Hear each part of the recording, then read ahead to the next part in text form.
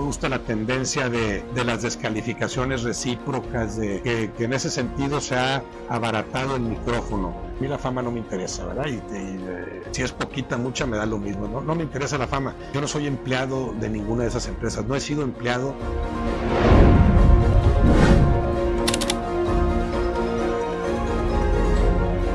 Es una carrera apasionante y muy entretenida también, esta del periodismo deportivo, que a mí se me fue dando casualmente, ¿no? Yo dejé de jugar a mediados de 1988, después de jugar 13 años en primera división, y siempre entra ese desconcierto de qué hago ahora como exfutbolista.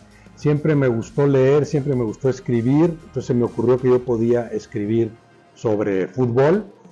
Preparé algunos artículos que presenté en ese momento a lo que era el periódico El Norte, lo que ahora es parte del grupo Reforma, y un mes después me llaman para empezar a escribir, eso fue en enero de 1989, porque se jugaba un clásico, Monterrey Tigres. 14 de enero de 1989 es mi primera columna, y cuando llevo, no sé, 4 años escribiendo, me hablan de México, me invitan a algunos programas de radio.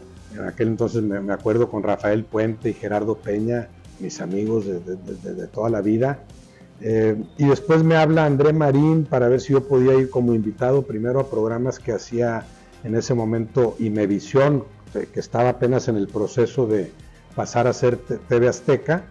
Y poco a poco me fui involucrando más, hasta que ya me invitan más a participar cada semana, ¿no? Entonces desde 1994, desde principios del 94, me involucré en esto de la televisión, y sobre la marcha me ha ido gustando mucho más. En ese proceso estudié la carrera de licenciado en comunicación, porque yo había dejado trunca mi carrera como futbolista. Ahí ya de retirado, cuando empiezo aquí en los medios, que me gusta mucho la práctica, pues la refuerzo con la teoría. Siempre ha habido improvisación en los medios, sigue habiéndola. El periodismo deportivo que actualmente se hace, yo no lo comparto mucho, no me gusta. No me gusta la tendencia de las descalificaciones recíprocas, de hablar del compañero en lugar de hablar del juego, hablar de la materia que tendríamos que dominar. En ese sentido, creo que no son muy buenos los tiempos que vive el periodismo deportivo en términos generales, con maravillosas, honrosas excepciones. No había tanto exjugador participando en los medios. Sí había algunos casos ya muy destacados desde entonces. Raúl Orbañanos, Carlos Albert, Rafael Puente, para mí eran referencias obligadas de exfutbolistas que habían tenido su prestigio como jugadores, 2 de ellos como porteros magníficos, y que después lo plasmaban en los medios, ¿no? Pero eran las excepciones. Ahora ya es la generalidad, ¿no? Ya casi cualquiera que jugó, y sobre todo si triunfó, ya tiene un espacio en los medios.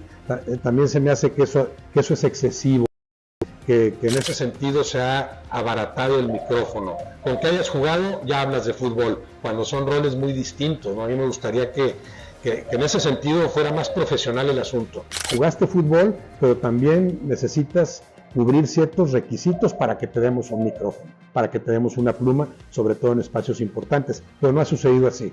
Aunque lo que nunca dejé de hacer fue leer. A mí desde los 18 años, para mí la lectura fue muy importante, y ese hábito lo fortalecí como futbolista, porque no es fácil adaptarte al medio del fútbol, la convivencia con los compañeros, los viajes, las concentraciones, convives con gente de distintos niveles sociales, económicos, de nivel educativo también.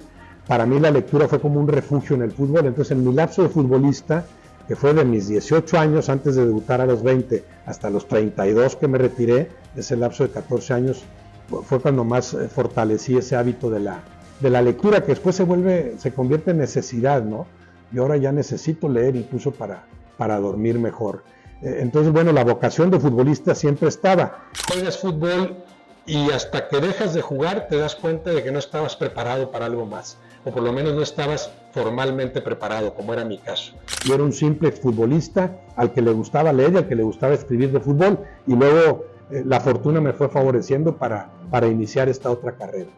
En cuanto a que cualquiera pegue y se convierta en influencer, pues sí, es inevitable, es parte de este juego de las redes, pero yo ahí siempre trato de distinguir entre fama y prestigio. entre ser muy famoso y tener prestigio. A mí la fama no me interesa, ¿verdad? Si es poquita, mucha, me da lo mismo. No me interesa la fama, sí me parece mucho más importante el prestigio. O sea, que tengas credibilidad en lo que haces, que tengas sustento en lo que haces, que seas capaz de eso, de sostener, de sustentar lo que dices. Tener la necesaria formación para que tu opinión vaya adquiriendo más autoridad. Entonces, yo sí he tratado siempre de distinguir entre fama y prestigio, y entendiendo también que esto de las redes inevitablemente propicia, bueno, como hay gusto para todos, que de repente en las redes seas lo peor del mundo o seas lo mejor, pero yo no dependo de eso, o sea, no es algo que afecte mi trabajo. Entiendo que hay gustos para todo, y lo que trato siempre de hacer es de estar tranquilo conmigo mismo, o sea, de cumplir con los propios principios que yo me planteo. Yo creo que así debe ser el periodismo deportivo. Creo que no hay que ponerse camiseta, creo que hay que estar al margen de tantos intereses que contaminan aquí al fútbol en particular, en este caso, y después lo que le gusta a la gente, lo que yo diga es lo de menos. Si alguien se enoja porque yo digo que jugó mal el Monterrey, pues que se enoje, y si alguien piensa que la siguiente semana que dije que jugó muy bien el Monterrey, o los Tigres o el América, es porque me llegaron al precio, pues será problema de ellos, ¿no? Creo que para mí fue mucho menos complicado. No sé si sea un caso especial en ese sentido. Yo jugué en 5 equipos y me dan lo mismo. Vivo en Monterrey. Me da gusto que los 2 equipos regiomontanos, más o menos del 2000 para acá, sean protagonistas con sus altibajos. Porque yo viví como periodista del 89 al 2000, esa época lamentable de equipos regiomontanos que ni siquiera clasificaban. Yo criticaba mucho a Tigres y Rayados en aquel entonces. Yo del único equipo que fui fanático enfebrecido, fanático perdido, fue de los Jabatos de Nuevo León. Yo tenía 10 años cuando ascienden en el 66. Los Jabatos juegan de 66 a 69 en primera división. Y yo era fanático, pero me sabía las alineaciones y los recuerdo todavía. Aquellos Jabatos del Maracas Banda, Luis López, Carlos Alberto Echeverri vino acá, también vino Héctor Hernández, el Tigre Sepúlveda vinieron acá, Hilario Portales, Mendoza o Alatorre como porteros, el Lomelí, los hermanos Álvarez, Damaso Pérez, Pedro Damián. Bueno, esos Jabatos yo los seguía de principio a fin. Descienden los Jabatos, para mí fue un golpe durísimo como aficionado. Yo seguía jugando fútbol a esa edad, a los 13 años jugaba cada vez más, ¿no? Cada vez más enamorado de este juego. Descienden y luego siguen descendiendo en la segunda división, no compiten, van a tercera, después desaparece la franquicia, la revive no sé cuándo, pero bueno, ya dejé de ser yo jabato, ¿no? Entonces quizá a eso le atribuyo yo el hecho de que realmente me den lo mismo los 18 equipos, aunque tenga más de cerca los regiomontanos, obviamente, pero tal vez me dan lo mismo por eso, porque yo le fui a un solo equipo que después desapareció, que fueron esos Jabatos de Nuevo León. Entonces esto creo que me ayudó a tratar de ser más imparcial sin que me costara trabajo. Yo he tratado de que se entienda que soy un simple colaborador externo. Yo no soy empleado de ninguna de esas empresas, no he sido empleado de ninguna de las empresas en las que he participado desde que dejé de jugar fútbol. Soy un colaborador externo, yo vengo, doy mi opinión. Si te gusta y me sigues invitando, qué padre. Si decides que ya no me invitas, no pasa nada. No depende de que me invites o no me invites, ¿no? Entonces, tal vez yo he conseguido eso en ese sentido, darme más a respetar. Nunca nadie me ha dicho, por favor, no toques tal tema. Por favor, habla bien de tal equipo. Me tocó, por ejemplo, en Televisa, la peor época del América. Ni mandaba a hacer, increíblemente, pero los 5 años que yo estuve en Televisa, que fueron del 2007 al 2012, 5 años, de febrero de 2007 a julio de 2012, un poco más de 5 años, me tocó la peor época del América. Revisen también los números, y ahí hubo no sé cuántos torneos que el América no calificó, lo cual es inusitado con ese equipo tan acostumbrado a competir siempre muy arriba, ¿no? La época de Michel Bauer como presidente del club es la peor época del América, y me tocó estar en Televisa en esa época. Pues claro que yo hablaba muy mal del América, y nunca nadie me dijo, por favor, habla bien. Bueno, hablaba mal porque jugaba mal. Nunca ha sido mi empeño ni mi idea de periodismo el premeditadamente hablar mal de un equipo, premeditadamente hablar bien de un equipo. pues hablo bien del que juega bien, hablo mal del que juega mal y trato de sustentar lo que opino. Últimamente puede parecer americanista porque tiene 3 años que el equipo que para mí mejor juega en México es el América. Y me gusta ese fútbol. Entonces tengo 3 años, o 5 torneos por lo menos, 2 años y medio, diciéndolo, antes de que fuera campeón el América. Ah, ya eres americanista, ¿quieres que te vuelva a invitar Televisa? Para nada, espero no regresar ahí para nada, y no porque no estuviera a gusto en su momento, sino porque estoy feliz en donde actualmente participo. Sí, no es fácil y por eso trato de no fortalecer mucho las amistades en el medio, pero las que ya existían tampoco les voy a dejar de hablar, ¿no? Pero sí entiendes que no es tan fácil porque la amistad en alguna medida te compromete, o sea, al amigo le concedes el beneficio de la duda, instintivamente, o sea, inevitablemente dejas de ser todo lo imparcial que deberías. Tal vez algunos se han distanciado, o sea, éramos amigos, pero dijiste tal cosa de mí, entonces no somos tan amigos. Bueno, pues es que creo que mi labor como periodista o mi responsabilidad con la gente que me leo, con la gente que me escucha, está por encima de esa amistad, aunque la amistad por supuesto que tiene un valor, ¿no? Eso sí no es tan fácil de manejar.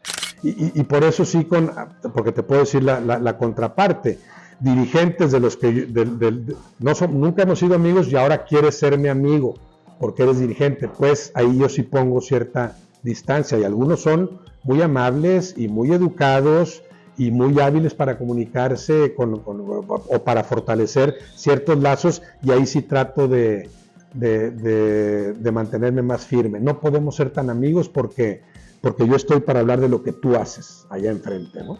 Yo aprendí también que hay dirigentes que están revisando las transmisiones y que creen que porque tal televisora transmite a su equipo tienen que hablar bien del equipo. Entonces a veces me llegaban de rebote comentarios de que por qué dije esto, por qué dije lo otro, pero nunca del medio, nunca en el medio alguien me dijo ya no hables mal del Celaya porque se enojó Enrique Fernández. Te enterabas que no le gustaba mucho, ¿verdad? Y después, claro, después ya puedes sospechar, a lo mejor no me pusieron en tal partido, no lo sé, porque lo pidió tal dirigente, pero que me conste, no, a mí nunca. Y luego he visto cómo eso ha crecido y desgraciadamente es otra tendencia que no me gusta. Transmito a un equipo, hablo bien de él. En este caso yo estoy con el San Luis, con el ESPN que transmite al San Luis. No voy a hablar bien del San Luis porque lo transmite ESPN. Entonces también recibo de rebote quejas de que los de San Luis dicen que ¿por qué criticas? Bueno, porque no sirve el equipo.